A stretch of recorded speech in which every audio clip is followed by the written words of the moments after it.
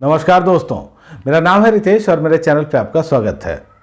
दोस्तों, आज बात करेंगे एक सीरीज के बारे में। नाम है Jahanabad of love and war.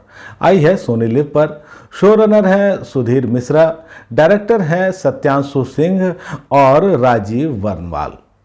दोस्तों, रिव्यू की शुरुआत करने से पहले एक रिक्वेस्ट आपसे कि यदि आपने अब तक मेरे चैनल को सब्सक्राइब नहीं किया है तो जरूर ही कर लीजिएगा, क्योंकि वेब सीरीज और मूवीज़ के रिव्यू के साथ साथ आपको यहाँ मिलती है OTT की दुनिया की हर जानकारी।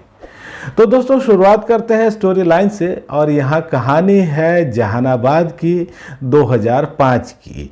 ये वो वक्त था जब नक्सलवाद अपनी गहरी पैठ बना चुका था और 2005 में ही जहानाबाद में एक जेल ब्रेक कांड हुआ था।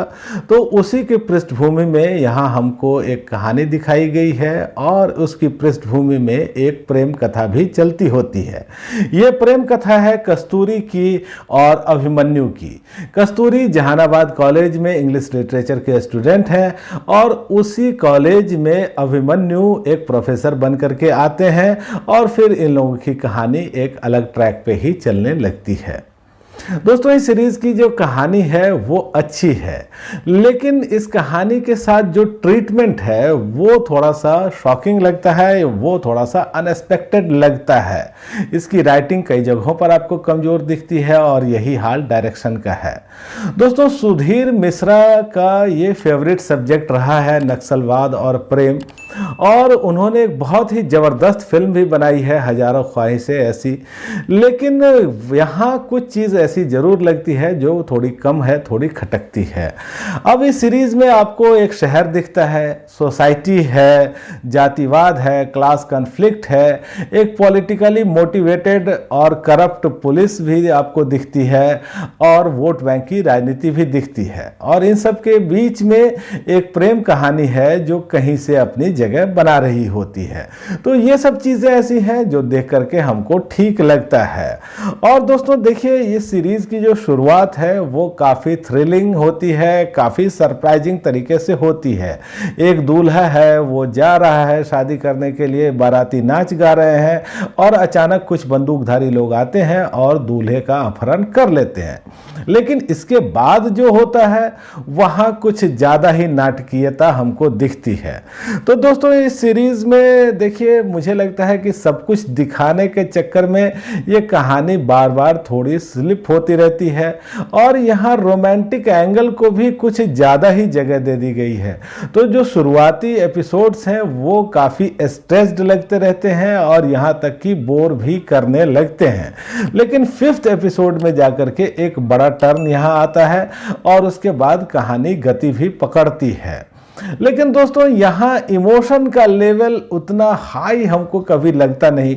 यहाँ देखिए, नक्सलवाद है, नक्सलवाद को लेकर के थोड़ी सी चर्चा दिखती है, या फिर यहाँ प्रेम है, यहाँ एक द्वंद्व भी है, लेकिन बहुत पीक पे ये सारी चीज़ें हमको कभी नहीं दिखती, थोड़ी थोड़ी सी जरूर ही दिखती हैं। और इस सीरीज़ की जो एंडिंग है वो काफ़ी ऑड है। जिस तरह से यहाँ कहानी को ख़त्म किया गया, एक दर्शक के तौर पे बस यही सवाल हम कर सकते हैं कि अरे ये क्या हुआ, क्यों हुआ, कैसे हुआ, और इसका कोई जवाब हमको मिलता नहीं है। दोस्तों, प्रोडक्शन वैल्यू के तौर पे भी ये सीरीज़ आपको थोड़ी सी अटपटी लगती है। यहाँ जहानाबाद को जिस तरह से पोर्ट्रे किया गया है वो एक गांव जैसा लगता है, स्मॉल टाउन जैसा तो नहीं लगता। और यहाँ कुछ जो लोकेशंस हैं वो भी काफ़ी मिसफिट होते हैं। डायलॉग्स यहाँ ठीक ठाक हैं, लेकिन यहाँ बहुत राइटिंग की जो कमी है वो आपको दिखती है। जो जिस तरह से शब्दों का प्रयोग किया गया है वो उचित नहीं लगता। और सबसे तो ये लगता है कि भाई कोई अपने घर का नाम कुंड कैसे रखता है। देखिए, यहाँ एक घर हमको दिखाया गया है, वो है जानकी कुंड। अब होना तो कुंज चाहिए, जनरली घर का नाम लोग कुंज ही रखते हैं, तो ये भी बात थोड़ी अजीब है। और दोस्तों देखिए, कास्टिंग के हिसाब से भी ये सीरीज़ आपको थोड़ी कमज़ोर दिखती है।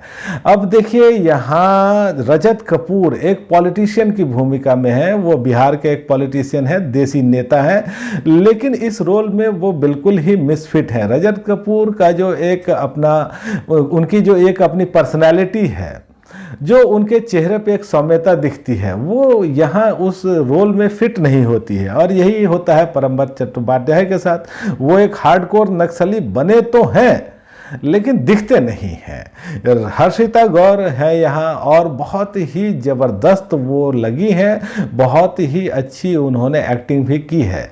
एसपी की भूमिका में है सतदीप मिश्रा, उनका काम भी बहुत ही कमाल का है। हालांकि यहाँ लीड रोल में ऋतिक भौमिक हैं लेकिन ज़्यादातर समय वो आपको एक ही मूड और एक ही एक्सप्रेशन में दिखते हैं। हालांकि जो सहायक भूमिकाओं में कलाकार हैं वो सब ठीक है और उन लोगों ने अपना काम अच्छे ढंग से किया है।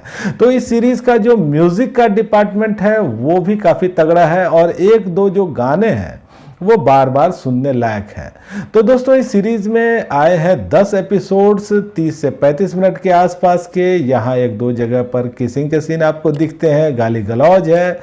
और दोस्तों इस सीरीज को अगर आखिरी तौर पे देखें तो एक अच्छी सीरीज तो आप कह सकते हैं, लेकिन एक ऐसी सीरीज जिसने बेहतरीन होने का पोटेंशियल खो दिया है। हालांकि एक बार आप इसको देख सकते हैं और जो मेरी रेटिंग है वो है 5 में से 3 की। तो दोस्तों आज इतनी ही बात। आपको ये रिव्यू कैसा लगा मुझे कमेंट करके बताइएगा और आपने अगर ये सीरीज देखी है तो भी मुझे बताइएगा कि आपको कैसी लगी। धन्यवाद।